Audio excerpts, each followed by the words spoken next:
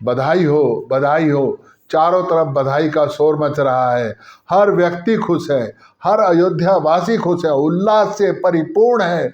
जब से महाराजा दशरथ ने ये तय करा है कि राम को युवराज बनाया जाएगा, गुरुजी से बात करके, वरिष्ठ मंत्रियों से बात करके, सभासदों से बात करके, जनमानस की राय लेकर ये तय किया गया कि राम को युवराज बनाया जाएगा, राम को राजपाट का हिस्सा बनाया जाएगा।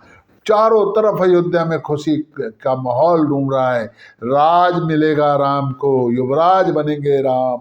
मैं राज दरबार में क्या पहन कर जाऊंगा? अरे वो पगड़ी पहन कर जाऊंगा, मैं कौन सा लहंगा चुन्नी पहनूंगी। महिलाएं सजने संवरने की बात कर रही हैं, घर के दरवाजे का रंग रोगन दोबारा से कराने की बात कर रही हैं।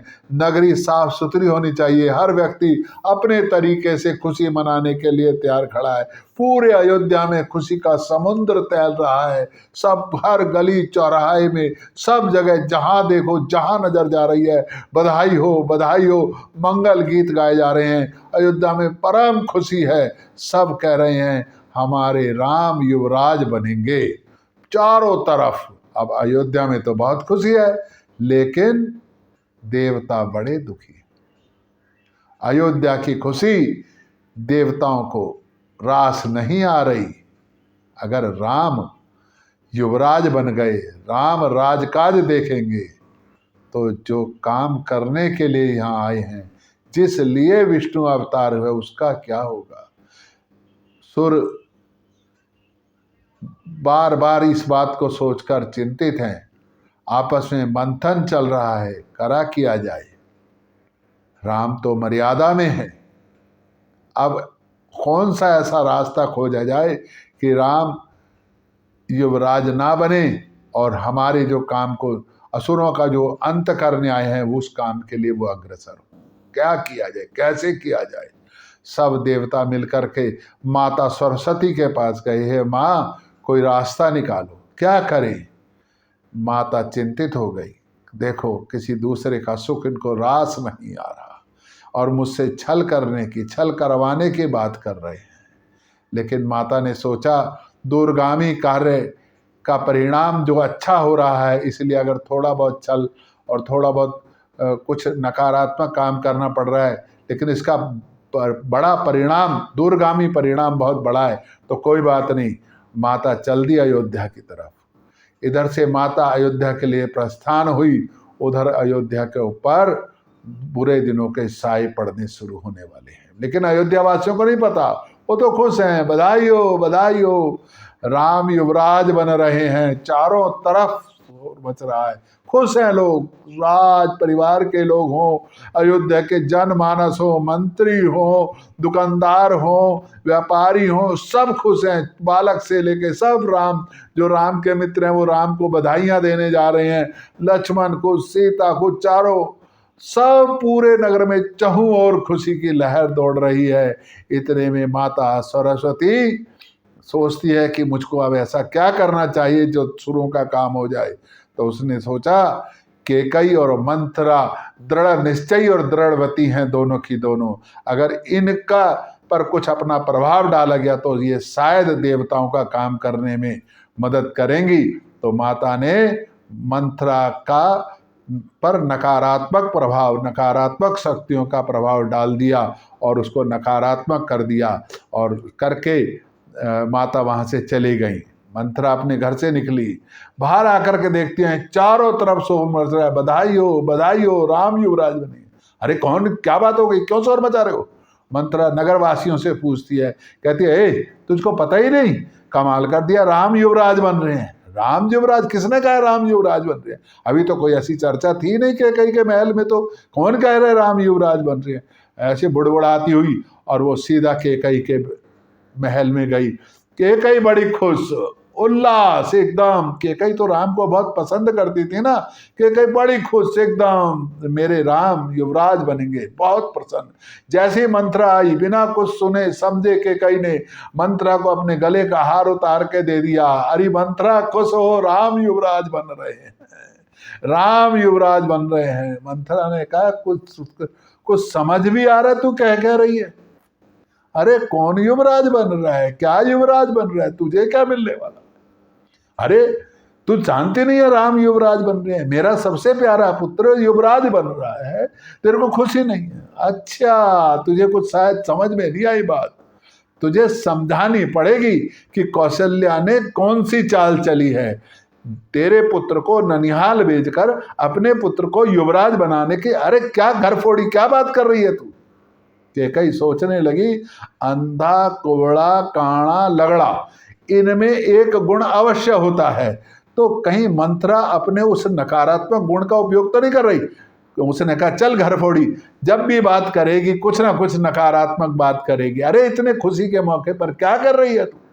मंत्रा ने कहा मुझे क्या कह रही है रानी, मेरे लिए तो कौन रूप बने हमें का हानि, मैं तो दासी की दासी रहूंगी, पर तू तू सोच तेरा क्या होगा। कितनी बड़ी चाल इस राजमहल में, हजारों प्रकार के तर्क कुतर्क मंथरा ने कैकई को समझाने के लिए कहने शुरू कर दिए। कैकई भी आश्चर्यचकित है, विस्मय है, क्या कह रही है मंथरा, आज मंथरा की मति को हो क्या गया है? लेकिन मंथरा बिल्कुल उस तरीके से अपने शिकार पर, जिस तरह बाघिन हिरनी के शिकार करने के लिए घात लगाए बैठी है, मंथरा भी अपने शिकार के लिए पूरी तरह घात लगाकर बैठी हुई है और कह रही है कि नहीं, तुझको पता नहीं रानी तेरे साथ कितनी वो हो रही है। पहले आश्चर्य हुआ, विस्मय हुआ, चकित हुई, फिर शंका हुई। मंथरा तू कह क्या रही है, जरा खुले शब्दों में बता तो सही मेरे को, मेरे साथ होने क्या वाला है, ऐसा तूने क्या देख लिया, इस शुभ काम में तुझे मेरा क्या बुरा दिख रहा है? मंथरा ने फिर समझाना शुरू करा, अपने शिकार को पूरी तरीके से दबोच लेना चाहा था जैसे बाघिन ने। मंथरा ने फिर अपना जाल उस पर फैलाया। तू समझते नहीं, कैकई ने कितना बड़ा गहरा चाल चली है। राम को युवराज बनाने के लिए भरत को, अरे भरत को भी तो बुला के पूछ सकते थे, बात कर सकते थे ना, भरत को क्यों ननिहाल भेज दिया? और ऐसी क्या जल्दी थी कि कल ही राज तिलक होगा, भरत को बुलाने की आवश्यकता नहीं। धीरे धीरे कैकई पर मंथरा के शब्दों का जाल जो बुना था उसका असर दिखने लगा। तो मैं क्या करूंगी, तेरे पास कोई रास्ता है? अब ऐसे में अब महाराज से क्या, अब महाराज ने तय कर दिया मैं क्या? तो मंथरा को लगा अब कुछ शंका के और कुछ करने के कैकई में बीज उत्पन्न होने लगे हैं। उसने कहा सुन, अगर देख मैं तो मेरा क्या है, तो महारानी तो कौशल्या बनेगी, तू ही दासी बनेगी कौशल्या की, और मैं तो दासी की दासी, मैं तो दासी रहे। अरे तू बातें क्यों करिए, बताना मैं क्या करूं इस वक्त? उसने कहा अगर तू वास्तव में अपने बेटे के लिए कुछ करना चाहती है ना, तो तू महाराज से, तेरे को याद है तेरे को 2 बार, हाँ मुझे याद है ना, महाराज ने मेरे से कहा था 2 बार, तो तूने आज तक मांगे नहीं ना, कभी नहीं मांगे, कभी ऐसा मौका ही नहीं मिला, तो तू महाराज से 2 बार मांग ले। लेकिन ध्यान रखियो, जब तक वर की चिंता नहीं करनी है, जब तक भगवान राम की सौगंध दशरथ ना उठा ले, राम की सौगंध उठाने के बाद ही तुझे अपने वर मांगने हैं। उससे पहले दशरथ कितनी ही बात करेंगे, तुझे अपने शब्द जाल में फंसाने की कोशिश करेंगे, सब कुछ मनिहार करेंगे, मनाएंगे, गुस्सा होंगे, लेकिन तुझे दृढ़ निश्चय, आज अगर तू फिसली तो समझ ले तेरे बेटे का जीवन बर्बाद और तू इस अयोध्या के अंदर दासी बनकर रह जाएगी। देख मैं तो बचपन के साथ तेरे साथ हूं, तेरा भला सोचना मेरे, अब तेरा क्या भला है मैंने तेरे को बता दिया है, और तेरे को कैसे इसका समाधान होगा ये भी बता दिया, अब तू जान तेरा काम जाने। मंथरा समझ गई, मैंने पूरी तरीके से कैकई पे अपने शब्दों के बाण चला दिए हैं। मंथरा चली गई, कैकई अपने भवन में चली गई, और बाहर अयोध्या में तो किसी को पता नहीं था महलों में क्या ताना बाना बुना जा चुका है, लेकिन बाहर तो बधाई हो। महाराज पूरा दिन बैठकों में, कभी इसके साथ कभी उसके साथ, कल क्या क्या व्यवस्था करनी है, कैसे होगा, कार्यक्रम क्या होने हैं, कौन कौन किस किस आएंगे, कैसे कौन निमंत्रण है, किसको क्या कहना है, कौन कहाँ बैठेगा, सारे भवन में इसी प्रकार की बात होती रही। और पूरा दिन इन सब बातों में महाराज थक कर सब लोग रात्रि विश्राम के लिए अपने अपने भवनों में चले। महाराज ने सोचा कैकई से अभी कोई बात हुई नहीं है, तो कैकई के भवन में चलता हूँ। महाराज कैकई के भवन में आए, जाकर के कैकई को भवन में देखा, अरे पूरे अयोध्या में लाइट हो रही है और कैकई के भवन में बिल्कुल अंधेरा, बहुत मध्यम रोशनी है। क्या कारण है? कहीं महारानी की तबीयत खराब तो नहीं है? कोई जिस भी दासी से पूछे, सब दासी अपना गर्दन झुका के नीचे खड़े रहे। महाराज आगे सीधे चलते चले गए। जाकर के देखते हैं पलंग पर बेसुध, बिना कोई श्रृंगार किए। नहीं तो जब महाराजा दशरथ आते थे कैकई बड़ा श्रृंगार करके रहती थी। बहुत महाराज भी कैकई को बड़ा पसंद करते थे, क्योंकि बड़ी दृढ़ निश्चयी थी, मजबूत थी, बहादुर थी और बहुत ही कूटनीतिज्ञ, राजनीतिज्ञ। राजकाज में महाराज को बहुत बार निर्णय में मदद करती थी। और देवताओं के असुर संग्राम में तो बकायदा युद्ध में कैकई भाग लेने गई थी। और जब रथ का पहिया निकलने वाला था तो अपनी उंगली रख के रथ के पहिए को रोका था। तो इतनी बहादुर। और आज ये क्या हो गया? इतने शुभ समय में कैकई को क्या हो गया? मुझसे कोई भूल हो गई क्या? यही ताना बाना सुनते हुए कैकई के पास गए। कैकई से बोले, क्या हुआ रानी, तबीयत खराब है क्या?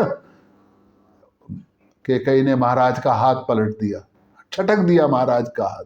और फिर महाराज मनाने लगे, क्या बात है, कुछ बताओ तो सही महारानी, हुआ क्या है? किसने तुमको कुछ कहा है? तू बता, अगर किसी ने तेरे को परेशान करा है मैं अभी उसका सर धड़ से अलग कर दूंगा। तू बोल तो सही, किसको राजा बनाना है, किसको रंग बनाना है? तू एक बार बात तो कर मेरे से, हुआ क्या है? अरे समस्या तो बता, मैं समाधान बताऊंगा। तेरे कहने पर मैंने आज तक सब कुछ करा है, तू बोल तो सही। मेरे कहने पर करा है ना, तभी तो मुझसे पूछने की जरूरत नहीं पड़ी आपको कि राम को युवराज बना दो।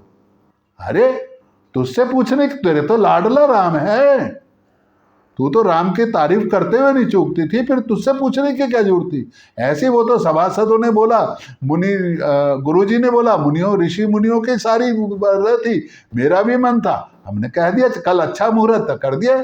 अब भरत शत्रुघ्न बाहर गए, कोई बात नहीं, उनको भी राम तो सबके प्रिय है। और चारों भाइयों में क्या भेदभाव है? तुमको लगता होगा, लेकिन मुझसे एक बार पूछा तक नहीं। हाँ, ये मेरे से गलती हो गई कैकई, लेकिन अब तू बता क्या कर से, अगर तेरे को कुछ बात सलाह करनी है तो कर, क्या क्या करना है, क्या है? नहीं महाराज, ये गलत हुआ है, आपने मेरे साथ बहुत गलत करा है। तो मांग, तू क्या मांगना चाहती है, बोल क्या कहना चाहती हो? आप बार बार यूं कहते हो मांग मांग, मेरे को दोगे? मेरे 2 बार हैं, याद है आपको? मेरे 2 बार हैं आपके पास। हाँ, क्यों नहीं है? तूने कभी मांगे ही नहीं। हर चीज मांगने से मिलेगी, आप अपने आप भी तो दे सकते थे। तो तू अब बोल रहा दो क्या, 4 बार ले, बोल क्या मांगती है, मांग, तू मेरे से क्या मांगना चाहती है? बार बार मांग मांग करते हो। अरे कभी कोई नियत भी है? अरे रघुकुल रीत सदा चली आई, प्राण जाए पर वचन। तू बोल तो सही। महाराजा दशरथ जो तू कहेगी वो देंगे, तू बोल तो सही। अरे बहुत देखे हैं ऐसे देने लेने वाले, ऐसे थोड़े ना होता है कोई। मुझे राम की सौगंध है, तू बोल तो सही, क्या चाहिए? मैंने तेरे को बोला मेरे को राम की सौगंध है। जैसे ही कैकई ने सुना, महाराजा दशरथ ने राम की सौगंध खा ली है। एकदम जैसे वो बाघिन अपनी बकरी के शिकार पर टूट पड़ती है, वैसी एकदम कैकई एकदम टूट पड़ी। भरत को राज तिलक और राम को वनवास। अरे भरत को राज तिलक कोई बात नहीं, भरत को कर देंगे राजा, तू बोलना किसमें क्या करें, पर वनवास, राम को वनवास क्यों कैकई? अरे राम तो खुद कह देगा भरत राजा है, राम को तो कोई एतराज भी नहीं होगा मैं कहूंगा तो, पर वनवास क्यों? मैं चाहती हूं राम 14 वर्ष वनवास में रहे, मुनियों का वेश धारण करके रहे, और इस 14 वर्ष में किसी नगर सीमा के अंदर ना जाए। इतनी कठिन बात क्यों, क्या समझ में नहीं आया? तो क्या तुमने सोचा था मैं कोई हीरे जवाहरत के हार मांगूंगी, साड़ी मांगूंगी, श्रृंगार का कोई सामान मांगूंगी, चना चबीना मांगूंगी? अरे बार तुमने कहा मांग मांग, तो मैंने मांग लिया, अब देने में क्या हो रहा है, मना कर दो, फिर क्या है रघुकुल रीत। महाराज एकदम सोचने लगे, ये कैसा त्रिया चरित्र है, ये मैंने क्या करा? रघुकुल की पूरी लाज, पूरी की पूरी परंपरा, ये क्या हो गया, ये क्या मांग लिया? सन एकदम बेहोश होकर राम राम करते हुए महाराज निडल होकर धरती पर पड़ गए। रात भर कैकई के भवन में राम राम का जाप करते हुए महाराजा दशरथ पृथ्वी पर पड़े रहे। राम राम। सवेरा हो गया, अयोध्या जगी। अयोध्या में तो तैयारियां चल रही थी राज्याभिषेक की, सब खुश थे चारों तरफ। महाराज अभी तक जगे नहीं। मंत्रियों ने आपस में विचार करा, सुमंत को कहा देख के तो आओ, महाराज अभी तक जगे नहीं है। रोज सवेरे सवेरे महाराज जग जाते हैं, सबसे पहले यहाँ राजभवन में आते हैं और सवेरे के प्रातः की मंत्रणा करने, आज आए नहीं, क्या बात है, देखो तो सही। सुमंत चल पड़े कैकई भवन में, और सुमंत बड़े वरिष्ठ मंत्री थे, गंभीर प्रवृत्ति के व्यक्ति थे, और राजा उनको अपने छोटे भाई के बराबर समझते थे। जैसे ही सुमंत अंदर दासियों से पूछा तो उनको सीधा अंदर जाने का रास्ता दिखाते गए। महल का परिवेश देखकर सुमंत समझ गए कुछ अनहोनी हुई है। जाकर देखा सिंघनी के सामने अधमरा गजराज लेटा हुआ है। ऐसे महाराजा दशरथ राम राम कभी बेहोश हो रहे, कभी जग रहे। समझ गए कि कई ने कुछ कुचाल करी, कुछ ऐसा करा है जो महाराजा दशरथ को नहीं था। महाराजा को नमस्कार करा, महारानी को नमस्कार करा। मेरे लिए क्या आज्ञा है? राम को बुलाया जाए। महारानी ने सटीक शब्दों में सुमंत को आज्ञा दी। सुमंत तुरंत राम के महल की तरफ गए। जाकर के राम के दरवाजे पर कहा कि अंदर जाकर बोलो कि सुमंत मंत्री उनसे मिलना चाहते हैं। अब राम सुमंत को अपने पिताजी की तरह समझते थे, बड़ा सम्मान करते थे। तुरंत आए, क्या बात है? उन्होंने कहा महारानी कैकई आपको बुला रही है। राम एकदम भागे भागे गए वहां पर। दशरथ सार महल तक जाते जाते सारी अयोध्या के लोग समझ गए कि आज कुछ गड़बड़ हो गई है, कैकई के महल में कुछ गड़बड़ हो गई। राम जी इस तरह, पहले मंत्री राम के भवन जाते हैं, फिर राम जी मंत्री के साथ इसी प्रकार के कपड़े पहनकर और वहां जा रहे हैं, ना कोई साज ना सज्जा। चारों तरफ अनेक अफवाहों की चारों तरफ अफवाहें डोल रही हैं। क्या हो गया, कैसे हो गया, क्यों हो गया? सब अजीब सा जो खुशी का वातावरण था वो एक संकित सा वातावरण हो गया। और उधर राम कैकई के पास पहुंचे, जाकर देखा महाराजा दशरथ राम राम राम रट रहे हैं। कैकई से पूछा माता क्या हुआ? कुछ नहीं, रात भर बस बेटा तेरा नाम ले रहे हैं और तुम ही इनकी बीमारी का इलाज हो। राम ने कहा बताइए तो सही माता, हुआ क्या है? उसने कहा कुछ नहीं हुआ, मैंने 2 बार मांग लिए थे। एक बार में भरत को राज्य मांगा है, दूसरे में तुम्हें वनवास मांगा है, बस इतनी सी बात। अरे अच्छा है, भरत राजा बनेंगे, मुझे क्या ऐतराज है? और मुझको तो वन में आपने तो मेरा बड़ा भला कर दिया। जो काम बुढ़ापे में जाकर के करना होता है, मैं इस उम्र में जाकर के ऋषि मुनियों के दर्शन करूंगा, वन वन घूमूंगा, ऋषियों की सेवा का, इससे बड़ा क्या काम हो सकता है? राम ने अपने चेहरे के सारे भाव, सारा एकदम जो कुछ उन्होंने अनुमान लगाया था उसके विपरीत जब सब कुछ सुना, लेकिन बिल्कुल एक तनिक भाव प्रकट होने नहीं दिया कि मन में क्या है। एकदम कहा नहीं माँ, तुम्हारी जो आज्ञा है। पिताजी को, जैसे ही पिताजी को होश आया, राम ने कहा आप जरा सी बात पर पिताजी इतने व्याकुल हो गए। अरे वन में तो जाना है, मैं तो जाने को तैयार हूं वन में, आप बोलो ना वन में कैसे जाना है, कब जाना है? नहीं, तू वन नहीं जाएगा, तू मेरी आज्ञा मत मान, तू मत मान मेरी आज्ञा, मैं कह रहा हूं तू मत मान। नहीं पिताजी, ये जरा सी बात के लिए आप इस तरीके से मत करो, मैं वन में अवश्य जाऊंगा। ऐसा कहकर राम जी ने कहा मैं माता कौशल्या से पूछ कर आता हूं। राम जी कौशल्या के पास गए। अब कौशल्या जी ने सुना वो बिल्कुल, और उसके बाद कौशल्या ने कहा कि मैं क्या कहूं बेटा, कुछ मत कहो माँ, पिताजी का आदेश है, मैं वन में जा रहा हूं, तो बस वन में जा रहा हूं, आपका आशीर्वाद चाहिए। ठीक है बेटा, माँ और पिताजी की आज्ञा है, तो जरूर जाइए वन में। अभी इतनी वार्तालाप चल रही थी सीता जी आ गई। सीता जी ने कहा अगर आप जाओगे तो मैं भी वन में जाऊंगी, मेरा यहाँ पर क्या है। कहा कि सास ससुर की सेवा करो, उनके साथ रहो। उसने कहा नहीं, जहाँ पति है उन्हीं के चरणों में सारा स्वर्ग है, सब कुछ उनके चरणों में। बहुत समझाया, सब कुछ करा, लेकिन सीता जी कहाँ मानने वाली थी। राम जी ने कहा चलो। लक्ष्मण जी को पता चला, लक्ष्मण जी आ गए। सेवक का धर्म तो स्वामी की सेवा करना है। प्रभु मैंने तो आपको स्वामी माना है और मैं सेवक हूं, आपके बिना यहाँ मैं मर जाऊंगा, मेरे रहने का कोई उद्देश्य ही नहीं है अयोध्या में। जहां स्वामी रहेंगे वहां सेवक रहेगा। राम जी ने पूछा सुमित्रा से जाकर के पूछ के तो आ जा। लक्ष्मण जी अपनी माता सुमित्रा के पास गए। माता मैं वन में जा रहा हूं। राम माता एकदम सन्न रह गई, वन में जा रहे। लेकिन जब पता चला कि राम सीता जी भी जा रही हैं तो सुमित्रा ने कहा ठीक है, क्या कह सकती थी। तीनों कैकेयी के भवन पहुंचे। वहां जाकर दशरथ जी हतप्रत उनको देख रहे हैं। आगे की कथा अगले भाग में कहेंगे। ये भाग 1 है, भाग 2 होगा तो राम चरित्रमानस की छोटी छोटी कहानियां हम इस श्रृंखला में चला रहे हैं। पहले भी राम जन्म की कथा करी थी, तो आज वन गमन की कथा है। क्योंकि थोड़ी ये ज़्यादा बड़ी है तो इसको 2 भाग में करेंगे। अगली बार यहाँ से शुरू करेंगे कि कैकेयी और कौशल्या और राम जी का क्या संवाद होता है, कैसे वो बन जाते हैं, केवट के प्रसंग तक